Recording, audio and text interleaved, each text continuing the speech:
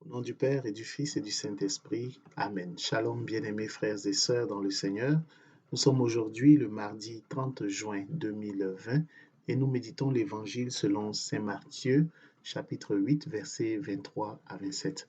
Je suis Edgar Assois et par mon baptême, j'ai été envoyé proclamer la bonne nouvelle du salut en Jésus-Christ. À vous, grâce et paix de la part de Dieu notre Père et du Seigneur Jésus-Christ. Jésus se tient debout. Debout, qu'est-ce que cela signifie? Debout, c'est se tenir sur ses pieds. Debout. Dans le développement d'un enfant, dans sa motricité, l'étape à partir de laquelle l'enfant est capable de se tenir sur ses pieds est une étape très importante. Dans nos cultures, c'est même souvent l'occasion de célébrer. L'enfant marche, il marche maintenant. Il se tient debout. Cela signifie, s'il se tient debout, c'est il marchera bientôt. Il sera capable de marcher. C'est une grande nouvelle. Bien-aimés frères et sœurs, dans la vie spirituelle, sur le plan spirituel, c'est la même chose. Jésus veut que tu te tiennes debout. Voici de cela 5 ans que tu es couché. Oui, au fond de ton cœur, tu es abattu. Voici de cela 20 ans que dans ton cœur, tu es abattu. Tu as perdu toute espèce de goût pour la vie. Tu es découragé de tout. Tu es découragé des hommes, des femmes. Tu es découragé de tout. Tu broies du noir, comme on dit. Tu es couché.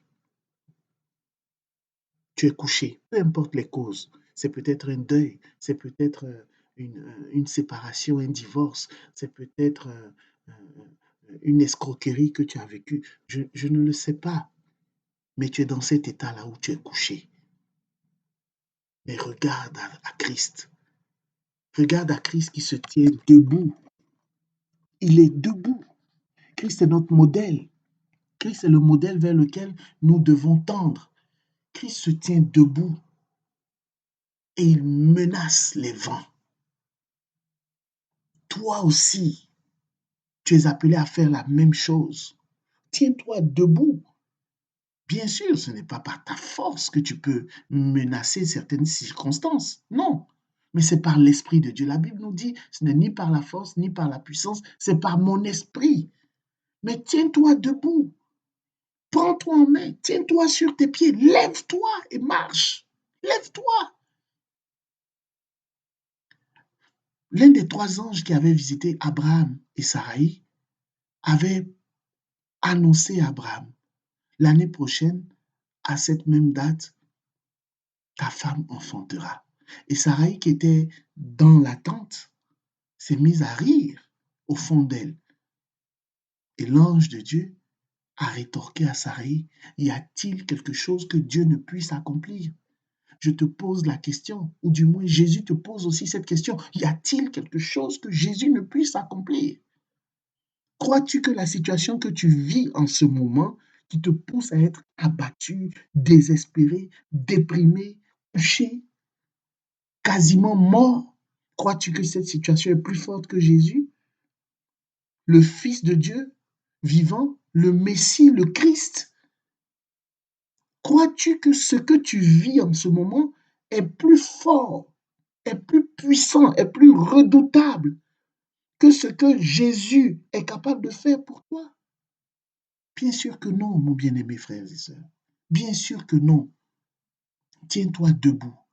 Le livre d'Isaïe nous dit au chapitre 55, versets 10 à 11, comme la pluie et la neige descendent des cieux et n'y retournent pas sans avoir arrosé, fécondé la terre et fait germer les plantes, sans avoir donné de la semence au semeur et du pain à celui qui mange, ainsi en est-il de ma parole qui sort de ma bouche. Elle ne retourne point à moi sans effet, sans avoir exécuté ma volonté et accompli mes desseins. Bien-aimé, j'ai la farouche conviction que cette parole que tu entends aujourd'hui ne retournera pas à Dieu sans avoir accompli sa volonté. La parole que tu entends aujourd'hui doit te donner de l'assurance. La parole que tu entends en ce moment va te relever. La parole que tu entends en ce moment va te remettre sur tes pieds. Tu seras ragaillardi, tu vas être ravivé, revivifié de l'intérieur et avoir de l'assurance pour combattre. Debout, lève-toi, ce n'est pas fini. Debout comme ton Seigneur. Regarde la situation que tu vis en ce moment et toi aussi menace cette situation. Quand je suis dans la détresse, quand il m'arrive d'avoir peur, quand il m'arrive d'être désespéré, j'aime reprendre ces versets de la Bible. Le Seigneur est ma lumière et mon salut. De qui aurais-je crainte? Et je me galvanise avec la parole de Dieu. Je répète sans arrêt, le Seigneur est le rempart de ma vie. Devant qui tremblerai-je quand je fais face à de l'adversité, quand je fais face à des inquiétudes, à des oppressions de toutes sortes? J'aime reprendre ces versets. J'aime reprendre le psaume 23 ou le psaume 91. Ça me donne de la force. Que la paix et la grâce de notre Seigneur soient ton partage. Debout. Au nom du Père et du Fils et du Saint-Esprit, ainsi soit-il.